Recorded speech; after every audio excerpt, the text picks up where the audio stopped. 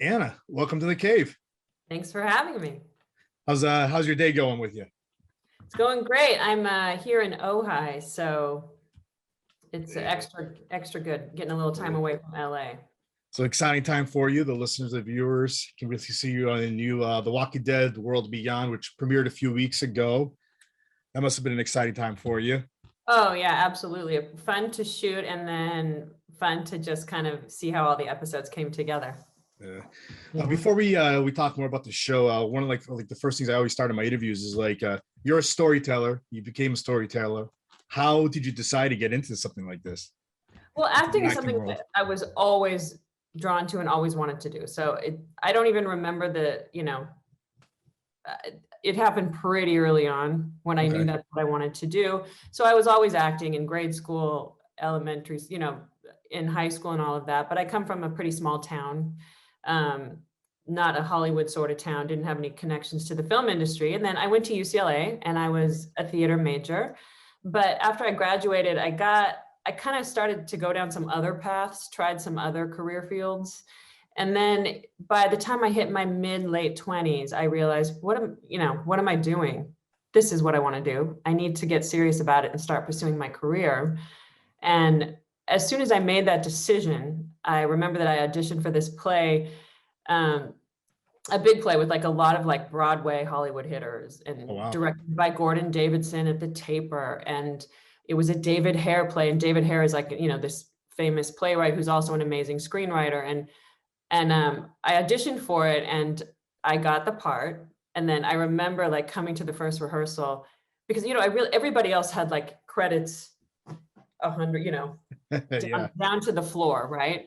And I pretty much had nothing. And I remember like coming into the room and the director was going around and shaking everyone's hand, and like they were all buddy because they were all like movie stars or whatever. And then he came up to me and he looked at me and he was like, even though he's the one that cast me, he was like, "You slipped in, huh?" That's awesome. And I was like, "Yeah, I did." And then from there, things just kind of started rolling. Yeah. Was the plan first theater? Yeah, well, I think I wanted to do it all, but theater is a great love of mine. Like I've done 3 solo shows. Wow. And I wrote my own solo show and had an off-Broadway run. And I really do love the immediacy and like kind of life force that flows through you when you're doing theater. I love TV and film too. It's just a different animal to me. Yeah. What made you jump into the TV after doing theater for a few years? I was always drawn to it. I mean, the actors that I look up to, the actresses I look up to, like a Helen Mirren, Viola Davis, Meryl Streep, pretty typical, pretty obvious. What the characters that they can craft in TV and film are just so fascinating to me. And on-camera work is like it's a really cool thing to try to master. Yeah. So like, what's the difference you're preparing to go on theater live and then like TV and film? Yeah, it's kind of like with theater, you're kind of like trying to like push, project it all out like that, right? And then with TV and film, it's sort of like you feel the camera there and you're like, everything's super intimate, but you're kind of communicating it to the camera in a small, more like pointed laser focused sort of way. Yeah. What's most challenging for you, theater or TV? They're both equally challenging. I mean, people that I consider to be at like the top of those crafts, they're both equally genius. I mean, each one is like just a whole, you can dedicate your life to trying to master that stuff and still fall short, I think. Yeah. What do you enjoy the most, TV or theater though, to perform? Oh God. Whichever one I'm doing. Yeah. Yeah. That's awesome. What do you think so far in your career has been like your biggest accomplishment? I mean, honestly, I would say the solo show because I wrote it, and I play a bunch of different characters. It was picked up to have a whole off-Broadway run, and so I just felt it, when people say create your own work, because Okay. it's so fulfilling. It's really true. Like I remember when during the run, people would say to me, you know, aren't you so happy right now? And I would just think, maybe I'm happy, maybe I'm not. Like that could just depend on what's going on in my day, right? Mm. But I had this intense feeling of fulfillment and like just connection to my purpose. Hopefully that doesn't sound too No, no. airy, but you know, What I want to know is like, so, you know, you yeah. performed with other people before. How does it feel to perform by yourself, like a solo show? Yeah, it's a lot of pressure. You can see the whole audience. You see their reactions, Yeah. and there's no one there to cover for you. You know that you kind of the hardest moment is when you're about to walk on stage, because you're like, the only way out of this is through this, and it's going to be 100% on me for the next 90 minutes. Wow. And I can't, you know, I don't get to walk off stage for a second. I don't get to take a breather. It's not someone else that gets to say a line. You know, it's just going to be me. And so it's pretty intense. Yeah. You mentioned 90 minutes. How does it feel for you as a solo performer? Does it feel like you're on stage longer? Or does it feel like it's quick for you when you're performing? It feels quick, but like at the end, like you just really did something intense, you know, Okay. kind of like you ran a race or you ran a marathon, Yeah. you know? Yeah. How does it feel when you get off the stage? Do you feel like, are you like energized about it more? Like, It feels like exhausting, but kind of like, okay. But this certain kind of high, Yeah. you know, it feels like really cleared out. Like I remember like at the beginning, the first time I did a solo show, someone for a radio show wanted to interview me right after. Okay. And I was like, sure, come interview me after, that's fine. And so I walked off stage, and 5 minutes later, we went into a room, and he had brought all his recording equipment, and I sat down, and he asked me the first question, and I was like, and he's like, it's okay, it's good. And then I tried again. I realized that I couldn't even think. Like I was exhausted, you know? I didn't have any more language left or things to say. Well, it makes sense. 90 minutes on stage, you know, you're tired. Yeah, you're tired and there's nothing left to say. So yeah. Let's talk about Walking Dead World Beyond. Season 2 premiered a few weeks ago, and it's a limited series. This is on the pretty much the last season. Yep. How exciting has this show been for you? And are you a fan of the original Walking Dead also? Yeah, I really, really like it. I think it's a great franchise, a great universe. And now I'm getting to sort of just, you know, get a sense of the Walking Dead family and the fans, and that's really cool. And you know, the family also doesn't just extend out to the fans, it's also the entire crew.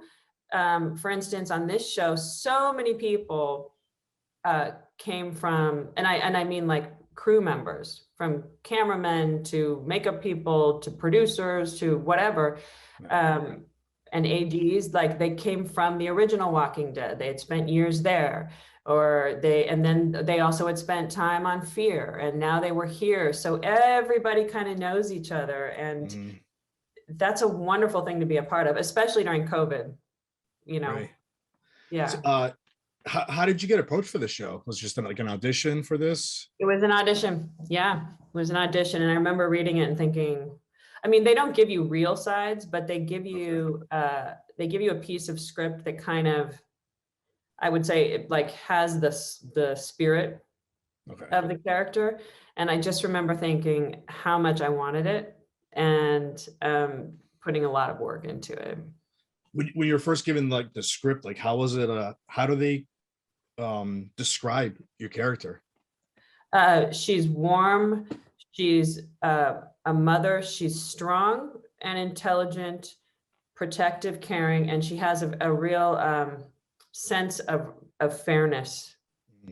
You know, she has a person who has a sense of fairness. She's a person driven by ideals and principles. And it's going to be interesting because throughout the season, Indira's ideals and principles are going to, more and more pressure is going to be put on those. Yeah, so. I like it from the episode that I watched, because you could tell you look a little like rough in a way. Yeah, well, we've been there a long time in the Yeah. perimeter village. You know, we were there before, you know, the CRM setup probably. And you know, we've figured out how to live and how to have like a sort of sustainable society with principles in the apocalypse. And so we're rough and we know how to take care of ourselves. Yeah. So this takes place like 10 years from like the original one around the timeline. Yeah. And like how was it, like was this filmed in Atlanta also? No, we filmed in Richmond, Virginia. Okay, but it takes place in Nebraska. Yes. Yeah. So how was it filming in Virginia, and how long were you on set for? I was on set I was there in Richmond. I mean, I flew back and forth a couple of times, but I was there probably for 2.5 months. You know, everybody had to come out kind of early for COVID protocols and all of that. You know, AMC was really dedicated to making sure that we had a safe environment to work in. Okay.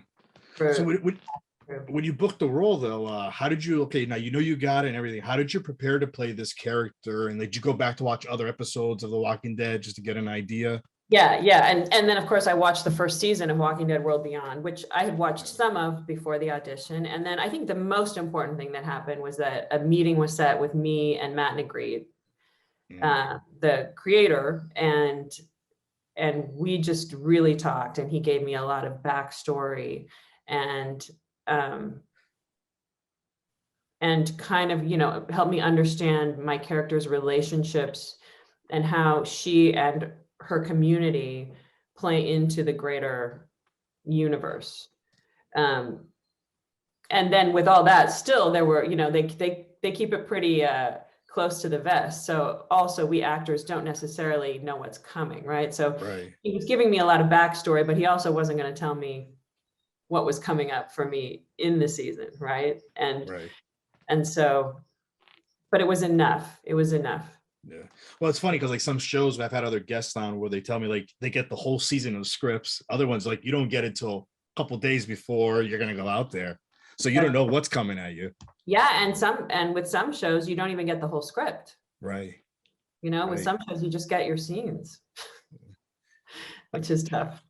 How does it feel like joining like like pretty much like the world of The Walking Dead, and like, you know, and the fans? There's some amazing fans that follow all the shows.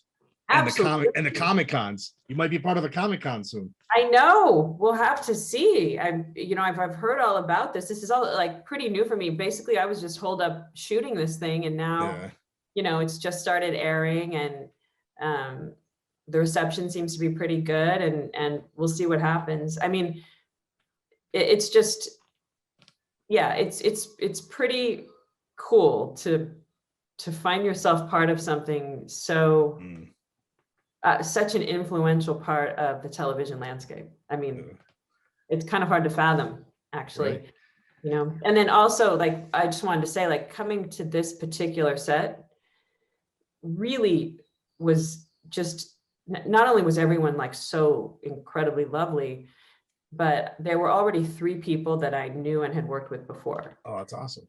Yeah. So like Joe Holt, who plays Leo, the girl's dad, Joe and I have been friends for over a decade. We did a play together in LA a long time ago where we played boyfriend and girlfriend. And then Alexa, who plays Hope, she and I had worked together before.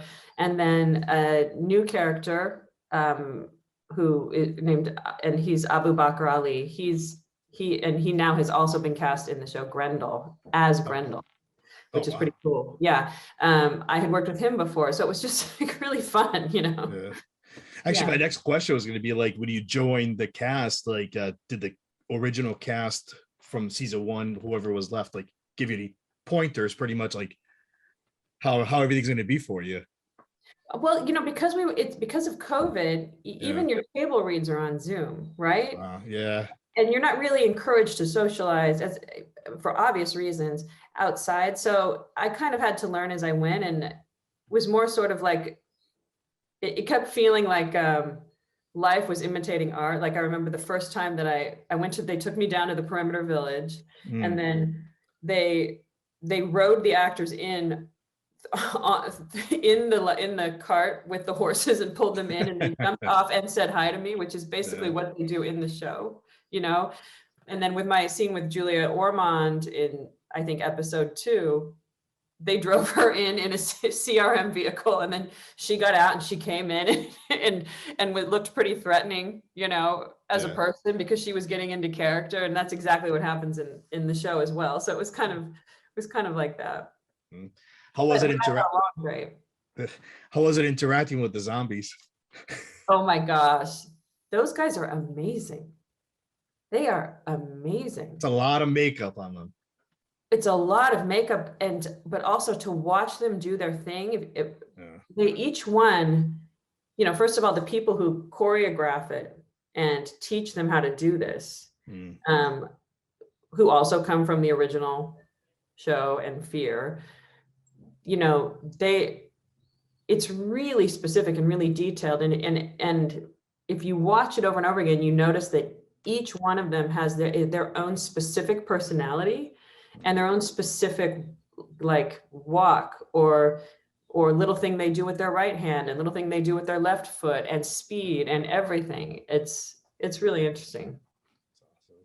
So how many episodes did you end up filming for this? Was it 8? I think I read online. I think 7 out of 10. Okay. Maybe it was 8. So are they splitting it up, or are they going to play it right through? Have you heard anything? Yeah, they're playing it. What I understand to be the case is that they're playing it through so that the finale, I heard this a while ago, so, you know, don't take my word for it, but the finale would align with the mid-season finale of Walking Dead. All right. Yeah. Awesome. So what's next for you? Any other little projects coming up that you can tell us about? Yeah, well, I just got back from Atlanta where I was shooting a movie for a franchise. I can't tell you about that. Okay. But you can see me, and shows coming up, you can see me on The Sex Lives of College Girls, which is Mindy Kaling's new show. And you can see me on The Lincoln Lawyer, which is now a TV show for Netflix. That's awesome. Where I also got to work with a good friend of mine that I went to college with, Chris Gorham. So you got like the little Kevin Bacon thing going on. It's always around with somebody. Dude. That's awesome. Yeah. Anna, how can the listeners and the viewers find you on social media?